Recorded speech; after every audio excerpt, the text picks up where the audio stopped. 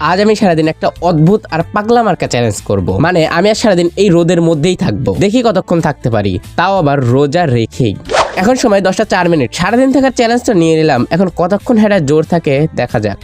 ভাই প্রথম তো ভালোই লাগতেছিল, ওইখানেই মনের আনন্দে দাঁড়াইছিলাম। পরে দেখি আমার কুত্তাও আইসা পড়ছে। বাহ বাহ, আজ তুমিও কমলা কালার আমিও কমলা কালার, কি মিল? কুত্তায় কুত্তা একটু মিল বেশি থাকে।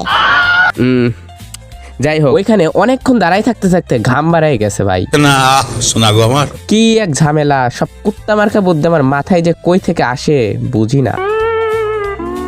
রোদ একদম মাথার উপরে চলে আসছে, ওইখানে থাকতে আর ভালো লাগছিল না, তাই ভাবলাম একটু ঘুরে আসি। আর এই দোসনের মধ্যেও একটা খুশি সংবাদ হলো, আমি কিন্তু ওই মাচালে যাইতে পারবো না, কারণ ওইখানেই ছায়া আছে। আলার পুত্রা কত আরামে বসে আছে। ইস, ওদের আর আমার দেখতে না পেরে চলে আসছে ক্ষেতের মধ্যে। মানে কি পরিমাণ পাগলা কুত্তায় কামড়াইলে এই কাজগুলো করি। ভাই অনেক ঘোরাঘুরি করছি, শরীর আর নিতে পারতেছে না, তাই 12টা 22 মিনিটে চ্যালেঞ্জটা ভেঙে ফেললাম। আজ এই পর্যন্তই, বাই।